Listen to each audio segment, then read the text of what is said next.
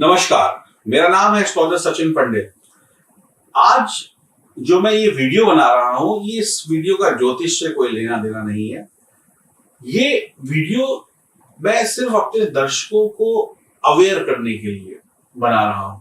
आप एक शब्द सुन रहे हैं आजकल, डिजिटल अरेस्ट, कि आजकल दुनिया डिजिटल अरेस्ट हो रही है और कुछ बदमाश लोग लोगों का पैसा लूट रहे हैं। मेरे पास कल एक फोन आया और वो फोन आया सुबह करीब 7:30 पे। मैं सो रहा था, मैंने कहा कि 7:30 पे फोन बजा, एक बार बजा, मैंने नहीं उठाया, दोबारा फिर फोन बजा, मैंने उठाया। मैंने फोन उठाया और उधर से एक महिला की आवाज थी, एक फीमेल की आवाज थी कि आप सचिन बोल रहे हैं? मैंने कहा जी हाँ, मैं सचिन बोल रहा हूँ। तो उन्होंने बोला कि आपका कोई कोरियर सिंगापुर जा रहा है और वो कोरियर पकड़ा गया है और मैं एयरपोर्ट से बोल रही हूँ। तो मैंने कहा कि अच्छा जी, ये कौन सा कोरियर है मुझे बताइए, क्योंकि मेरे कई प्रोडक्ट्स वगैरह जो हैं वो विदेश जाते हैं। कई बार हम अपने कुछ फैमिली फ्रेंड्स को या अपने क्लाइंट्स को कुछ चीजें गिफ्ट वगैरह भेजते रहते हैं। तो पहले मैंने तो उनसे ये कहा कि मैडम, सुबह 7:30 बजे क्या ये सरकारी ऑफिसेस खुल जाते हैं? मेरे दिमाग में सबसे पहले यही क्वेश्चन था। तो उन्होंने कहा आप ये फालतू की बातें मत करिए, आपका जो कोरियर है वो पकड़ा गया है। तो मैंने उनसे कहा कि जी, उस कोरियर में क्या पकड़ा गया है मुझे बताइए। उन्होंने कहा उसके अंदर 40-50 फर्जी सिम है, उसके अंदर कुछ दवाइयां हैं जो बैन है, उसके अंदर कुछ और इलीगल चीजें हैं। 3-4 चीजें उन्होंने मुझे बताई। तो मैंने कहा कि आप मुझे सबसे पहले ये बताइए कि इस कोरियर के ऊपर एड्रेस क्या लिखा हुआ। तो उन्होंने मुझे विदेश का कोई एड्रेस और विदेश का कोई नाम वगैरह बताया कि फला फला नाम है, फला फला गली है, वो सब कुछ विदेश के अनुसार था। ये वहां का पिन कोड है।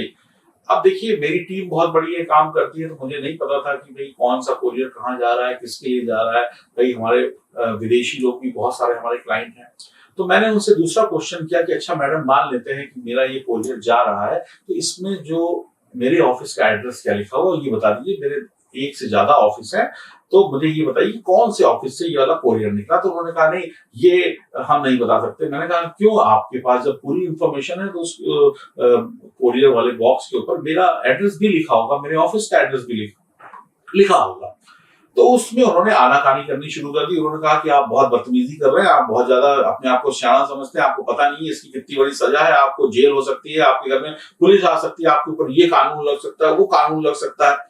तो मैंने कहा ठीक है मैडम, कोई बात नहीं। उन्होंने कहा कि हमारे ये एक सीनियर अधिकारी, आप उनसे बात करिए, कस्टम विभाग के कोई बहुत बड़े सीनियर अधिकारी, आप इनसे बात करिए। उन्होंने फोन को ट्रांसफर कर दिया, मैंने उनसे बात करी, उन्होंने भी सेम बात रिपीट करी कि आपका एक कोरियर है, इसमें ये जा रहा है, इसमें फला फला चीजें हैं और इसमें ये एड्रेस लिखा हुआ। मैंने भी उससे सेम क्वेश्चन किया कि आप मुझे ये बताइए कि ये कोरियर किस ऑफिस से निकला है और ये कोरियर किस कंपनी से बुक हुआ है, यानी डीटीडीसी से बुक हुआ है, इंडियन पोस्ट से बुक हुआ है या किसी और प्राइवेट कंपनी से बुक हुआ है। तो उन्होंने कहा कि ये सब जानकारी हम आपको, ये सब जानकारी हम नहीं दे सकते, ये सब जानकारी आप वीडियो कॉल पे आइए, तब हम आपको ये जानकारी देंगे, आपको सब कुछ दिखाएंगे और आप चिंता मत करिए, हम आपकी समस्या का समाधान कर देंगे। और हो सकता है आपके साथ किसी ने फ्रॉड किया हो, आप तो एक अच्छे इंसान लग रहे हैं। उन्होंने मुझे ये सब बोला, आप वीडियो कॉल पे आ रही है। मैंने कहा कि मेरे पास वीडियो कॉल वाला फोन नहीं है, मैं वीडियो कॉल पे नहीं आ सकता। तो उन्होंने कहा कि ऐसा कैसे हो सकता है, आपके पास फोन वीडियो कॉल वाला नहीं है, आपका तो व्हाट्सएप वगैरह भी चल रहा है, तो वो फोन जैसा भी होगा उसमें वीडियो कॉल तो हो जाएगी। तो मैंने कहा नहीं भाई, मैं वीडियो कॉल वगैरह नहीं करता हूँ, मुझे करना नहीं आता है। तो मैंने उनको झूठ बोला कि भाई मैं 70 साल का बुजुर्ग आदमी हूँ, मैं कहाँ वीडियो कॉल करना जानता हूँ, मेरे पास तो बच्चों ने फोन दे दिया है। तो उन्होंने बोला आप 70 साल की बुजुर्ग आदमी है। मैंने कहा मैं 70 साल का बुजुर्ग आदमी, रिटायर्ड आदमी, मेरे पास फोन चलाना मुझे नहीं आता। तो मैंने उनको थोड़ा सा बातों में फंसाना शुरू किया। फिर मैंने उनसे जो बात करी, मैंने कहा कि आप मुझे एक चीज बताइए, मेरे कोरियर में क्या निकला है, जो कस्टम अधिकारी से बात कर रहे थे। फिर उन्होंने कहा कि आपकी कॉल को अभी हम अपने जो लोकल पुलिस है वहां पे ट्रांसफर करेंगे, आप उनसे बात करिएगा, वही आपको सब कुछ बताएंगे। अब आपका केस लोकल पुलिस के पास चला गया है, घंटे 2 घंटे में अगर आपने इस मामले को नहीं सुलझाया तो आपके ऊपर कानूनी कार्रवाई हो जाएगी और आपकी हमने ये सारी जांच पड़ताल कर ली है और आप फंस चुके हैं, यानी आप मुजरिम हैं।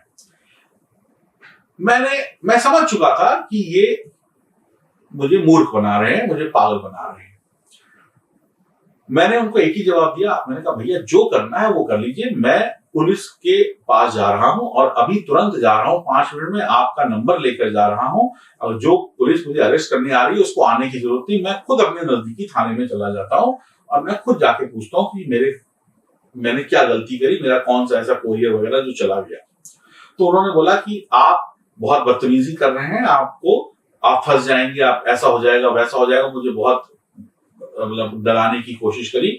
और मैंने उनसे फिर एक क्वेश्चन किया कि अरे भैया, जब इतना ही बड़ा मामला है तो हम दोनों लोग आपस में निपटा लेते हैं कुछ ले दे के। तो उन्होंने कहा इसके लिए आप हमारे अधिकारी से बात करिए, आप एक पुलिस वाले को या एक अधिकारी को पैसा देने की कोशिश कर रहे हैं, ये और बड़ा कानूनी जुर्म है। उन्होंने इस तरीके की बातें करी। फिर एंड में 5-7 मिनट मैंने ये सारी बातें उनकी सुनी इधर उधर की। उसके बाद मैंने उनको यही कहा कि अगले 5 मिनट के अंदर मैं घर से निकल रहा हूं और अगले 10 से 15 मिनट के अंदर अपने नजदीकी थाने में जाकर इस नंबर की कंप्लेंट कर रहा हूं, और मेरा कौन सा कोरियर क्या है, मेरा स्टाफ 10-11 बजे तक आएगा, मुझे सारी जानकारी दे देगा। टोटली कुछ भी नहीं था, खाली वो मुझको फंसाने की कोशिश कर रहे थे। अगर मैं उनकी बातों में आ जाता, मैं वीडियो कॉल कर लेता या उनसे थोड़ा सा समझदारी से बात नहीं करता, तो शायद वो मुझको जैसे अनेक लोगों को डिजिटल अरेस्ट करके लोगों से पैसा लूटा गया है, शायद मेरे साथ भी वैसा ही होता, मैं भी शिकार बन जाता।